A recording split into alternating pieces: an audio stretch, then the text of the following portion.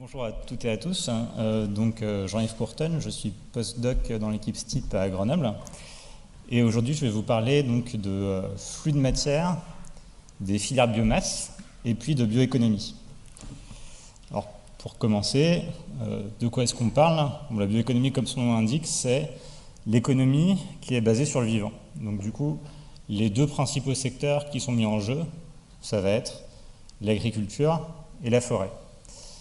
Et c'est intéressant parce que ces secteurs sont au cœur de plusieurs enjeux sociétaux et écologiques, au premier rang duquel on a la transition énergétique et puis le recours de plus en plus important à des matériaux biosourcés. On a également un constat qui est que de plus en plus de citoyens s'intéressent à l'origine de leur alimentation et veulent savoir dans quelles conditions elle a été produite. Donc on peut parler de transition agricole.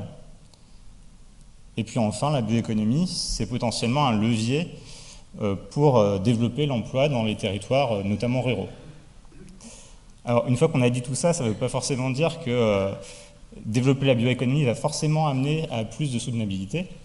En fait, il faut avoir un point de vigilance en tête, qui est que comme on vit dans un monde fini, nécessairement, il y a de la concurrence pour l'usage des sols et pour l'usage des matières premières. Donc, ces concurrences, ça peut être pour des usages alimentaires ou des usages non alimentaires. Donc on peut penser par exemple aux biocarburants. Également des concurrences pour l'usage de matériaux par rapport à l'usage énergétique, par exemple pour ce qui est du bois.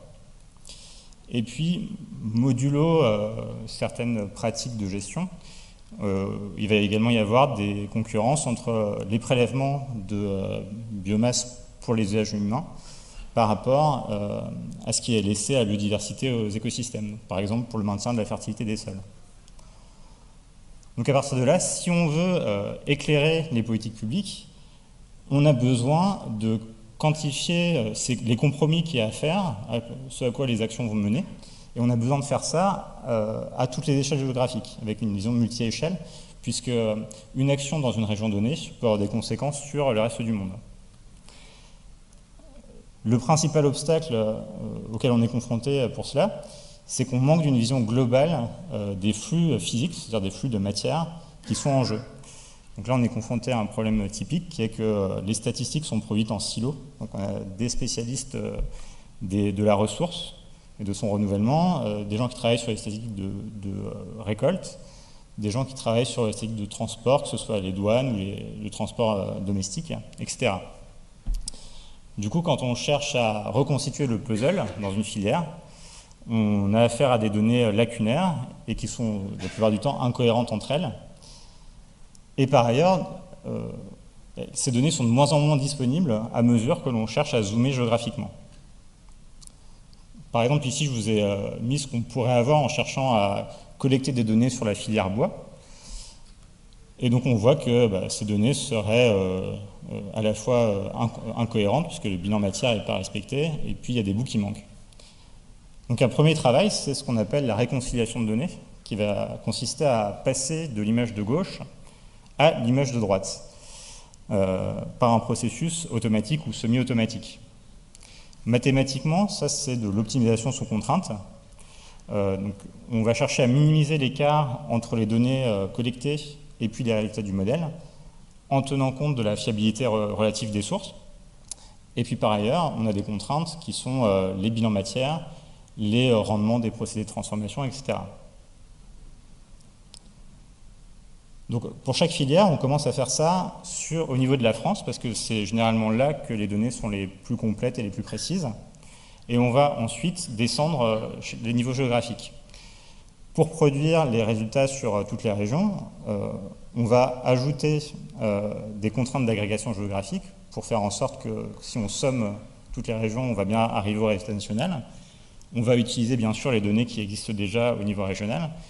Et pour certaines données manquantes, on va essayer de les estimer de la façon la moins mauvaise possible à l'aide de proxy. Donc par exemple, si on ne connaît pas la production de farine dans une région, on va utiliser l'emploi dans les meuneries pour essayer de l'estimer. Donc avec cette méthode, on va passer d'un bilan national à 22 ou maintenant 13 bilans régionaux, et on pourrait utiliser le même procédé pour passer à l'échelle départementale, voire à des échelons plus locaux.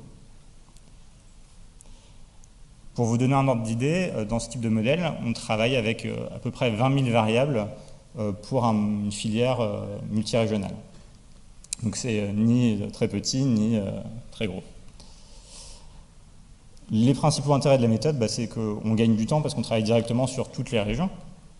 Les résultats régionaux sont comparables, ils sont cohérents avec le résultat national.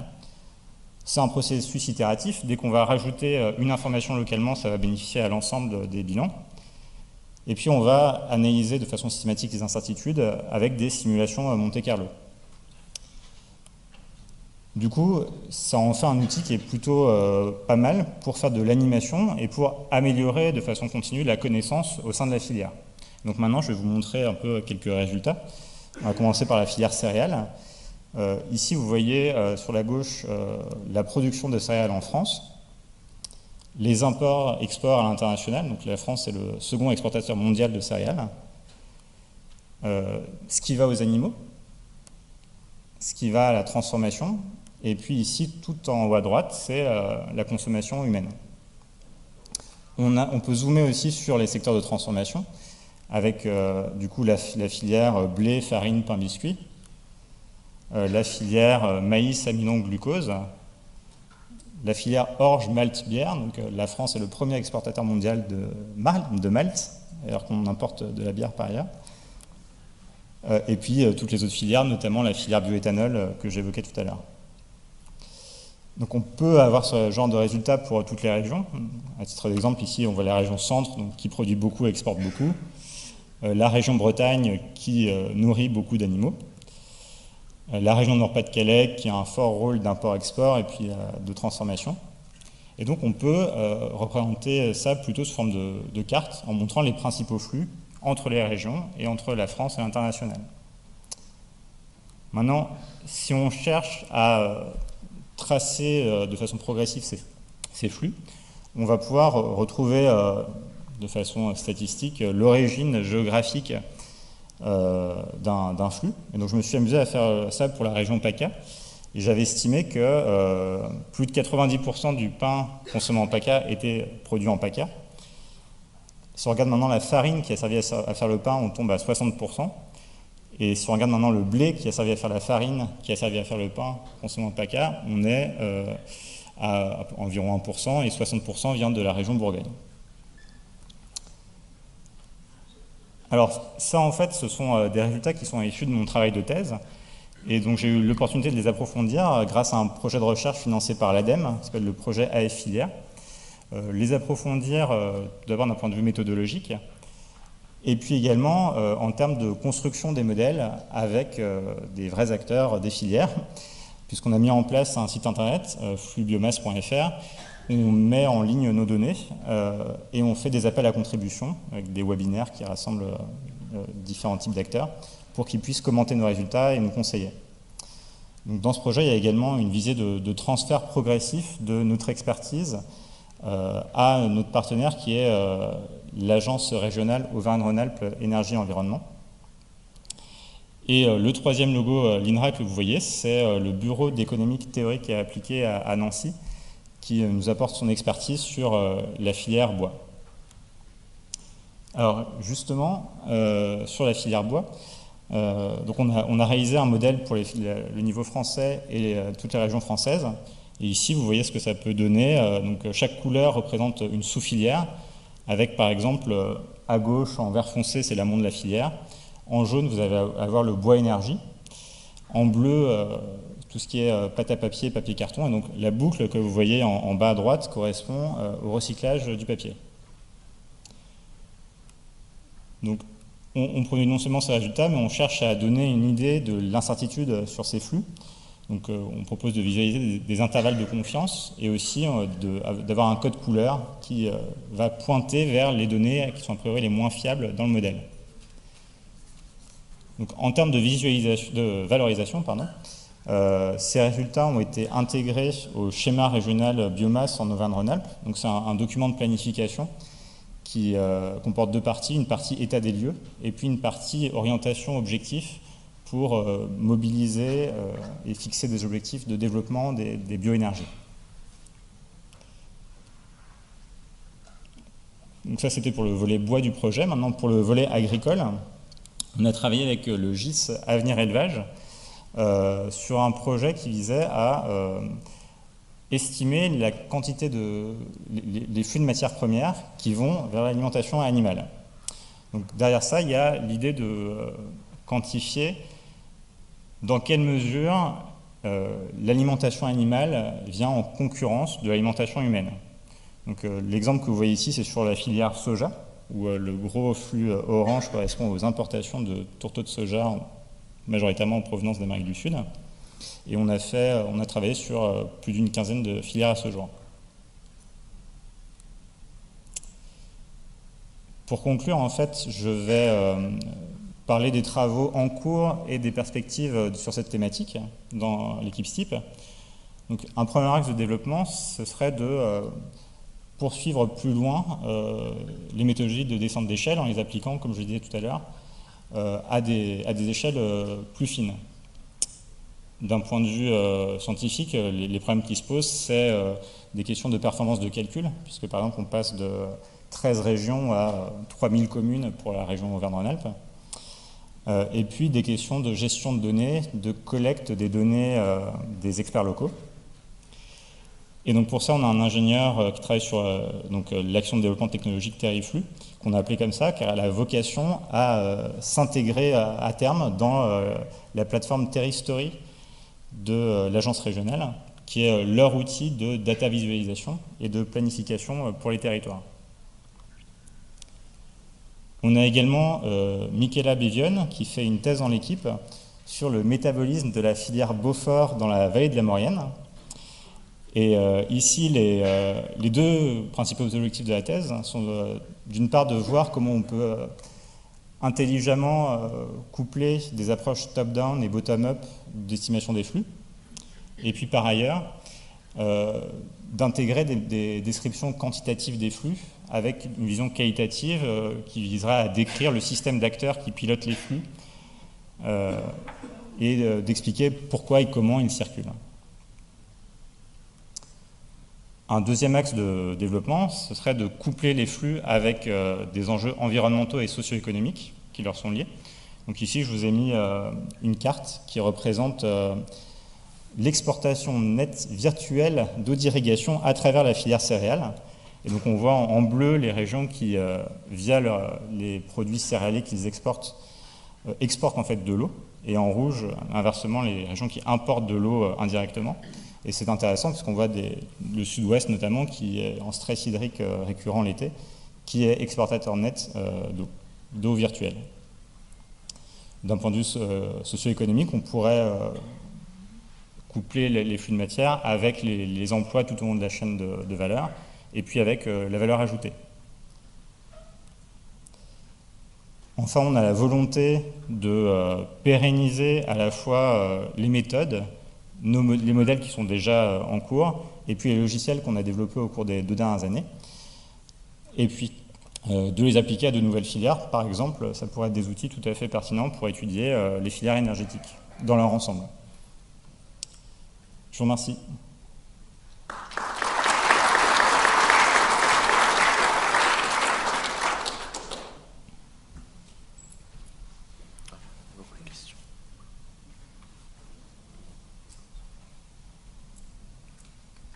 Merci pour l'exposé très intéressant. Est-ce que vous avez essayé de coupler ça avec des problématiques d'emploi? Avec des problématiques, pardon? D'emploi. D'import? Emploi. Ah, d'emploi. Donc c'est justement, c'est en cours. On cherche à visualiser, en fait, à terme, on cherchera à avoir des indicateurs qui nous renseignent à la fois sur les flux qui traversent la filière, les emplois dans les secteurs d'extraction, de transformation, de transport, et puis la valeur créée. Donc on a fait quelques tests pour tracer des diagrammes en termes monétaires, par exemple, et les comparer avec la masse physique transportée. Donc c'est assez intéressant de pouvoir faire des analyses là-dessus sur voir le caractère complètement contextuel de création de la valeur et son pendant en termes d'emploi, justement. Et évidemment, c'est quelque chose qui motive beaucoup les élus locaux, et c'est pour ça qu'on a beaucoup de demandes sur ces questions-là. Merci beaucoup. J'ai une question par rapport aux visualisations. Donc, les diagrammes dont vous parlez, les diagrammes de flux, sont statiques, sont dynamiques. Est-ce qu'il y a des travaux pour dire tel diagramme est un sous-diagramme de celui-là ou il est proche de celui-là? Alors pour l'instant, c'est tout du statique. Et bon, à terme, ce qu'on aimerait bien faire, c'est développer des choses pour pouvoir, par exemple, cliquer sur un secteur pour le désagréger, pouvoir cliquer sur une branche d'importation pour voir de quelle région elle provient et voir éventuellement le diagramme de Sankey qui correspond à cette région. Mais pour l'instant, on n'en est pas là. On commence tout juste avec ce projet à monter la plateforme Internet, en fait. Mais il y a beaucoup de développement à faire à ce sujet. Et puis, je suis sûr qu'il y a déjà beaucoup de choses qui existent, d'ailleurs. Enfin, ce serait...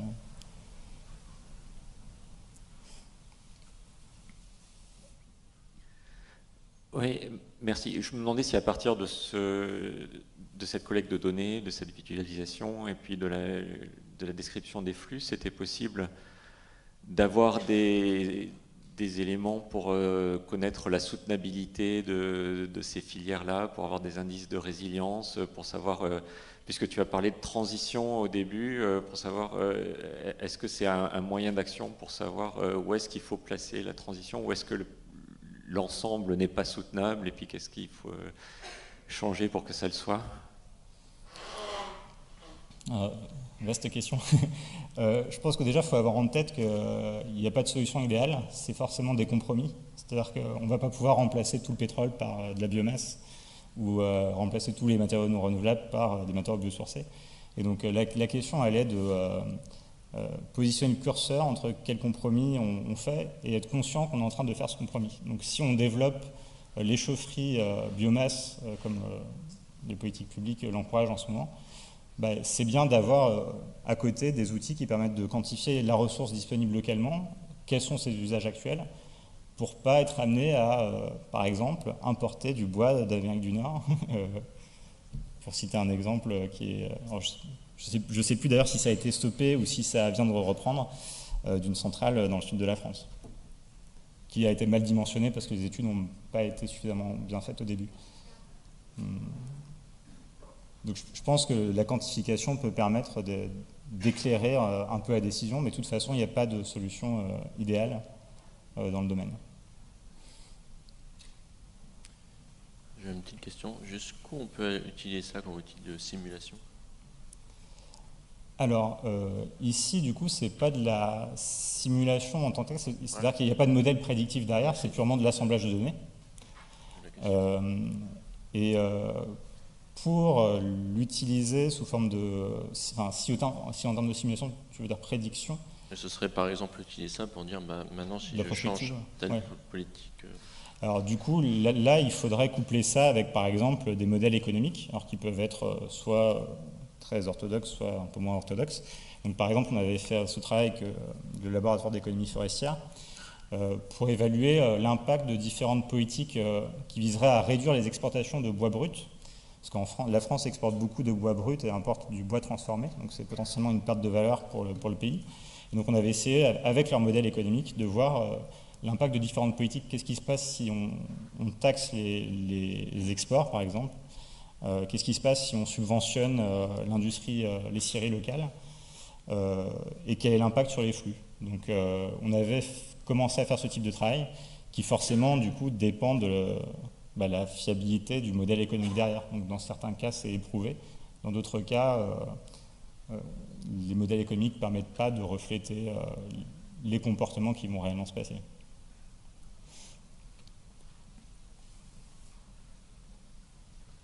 Bon, je propose qu'on remercie encore Jean-Yves Corton.